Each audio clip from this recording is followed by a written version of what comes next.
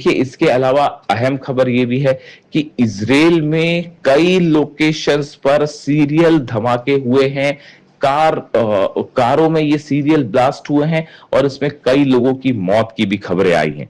देखिए, इजराइल में अचानक ये खबर सामने आती है कि एक ही वक्त में चंद मिनटों के अंदर कई शहरों में कारों में धमाके हुए और धमाकों में कई लोगों की मौत हुई है, कई लोग घायल भी हुए हैं। फिलहाल इजराइल की एजेंसियां इस पूरे धमाकों की जांच कर रही हैं। अभी तक किसी ने इस धमाकों की जिम्मेदारी नहीं ली है, लेकिन इसको लेबनान में जो ऑपरेशन हो रहा है इजराइल, उससे जोड़कर देखा जा रहा है। देखिए, लेबनान में लगातार इजराइल के हमले जारी हैं। बीते 12 घंटे के अंदर 3 से 4 लोकेशन पर इजराइल की तरफ से जो है वो बमबारी की गई है, हमले किए गए हैं, जिसमें कई लोगों के घायल होने की खबरें आ रही हैं।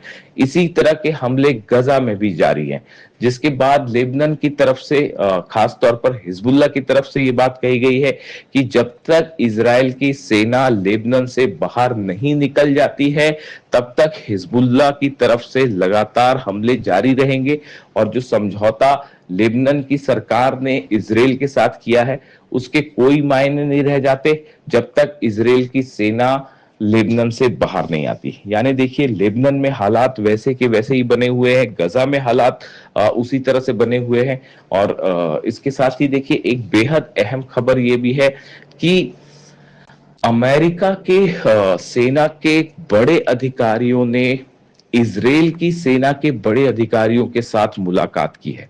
यानी खबर इस तरह से आ रही है कि इजराइल की सेना के चीफ अमेरिका के सेना के कुछ बड़े अधिकारियों से उन्होंने सीक्रेट मीटिंग की है और ये बताया जा रहा है कि ईरान के खिलाफ एक बड़े ऑपरेशन की तैयारी की जा रही है, जो कि एक ग्राउंड ऑपरेशन भी हो सकता है।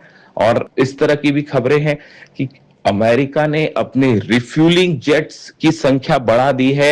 ईरान के आसपास नए सैनिकों को तैनात किया जा रहा है, नए फाइटर जेट्स तैनात किए जा रहे हैं। अमेरिका में बड़ी संख्या में इजराइल के आसपास और इजराइल में अमेरिका के रिफ्यूलिंग टैंक्स जो है, जेट्स जो है, उनकी संख्या बढ़ गई है।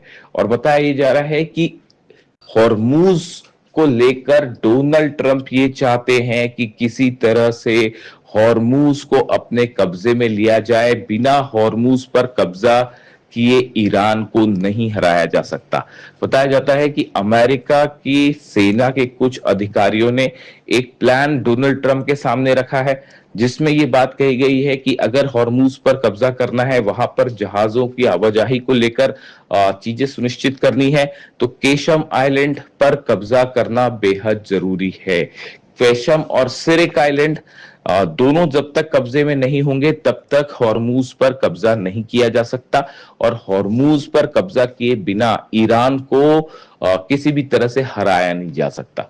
इसके तहत एक बार फिर ग्राउंड ऑपरेशन की खबरें हैं। ईरान की सेना की तरफ से ही इस तरह के बयान सामने आए हैं, ईरान की न्यूज एजेंसीज की तरफ से ये बयान सामने आए हैं कि अमेरिका किसी बड़े ग्राउंड ऑपरेशन को अंजाम दे सकता है, जिसका करारा जवाब देने के लिए ईरान की सेना तैयार है। खास तौर पर केशम आइलैंड के आसपास और सिरिक आइलैंड के आसपास जो हॉर्मूज का एंट्री और एग्जिट पॉइंट माने जाते हैं, यहां पर ईरान की तरफ से अपनी छोटी बोट्स एक बार फिर बड़ी संख्या में उतार दी गई हैं हॉर्मूज में।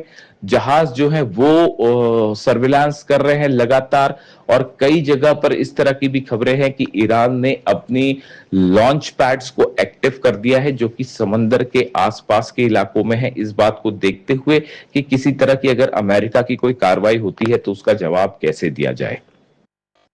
इस बीच में अब खबरें, सबकी नजरें जो हैं वो कतर में होने वाली बैठक पर टिक गई हैं, जहां अमेरिका और ईरान के प्रतिनिधि एक बार फिर मिल सकते हैं, जिसमें ये बात आगे बढ़ेगी कि क्या मामला किसी तरह के टॉक्स की तरह एमओयू के तहत आगे बढ़ता है या एक बार फिर हालात जंग की तरफ मुड़ जाएंगे। ये बात अब कतर में तय होती हुई दिखाई देगी। इससे जुड़ा जो भी अपडेट होगा आप तक पहुंचाएंगे।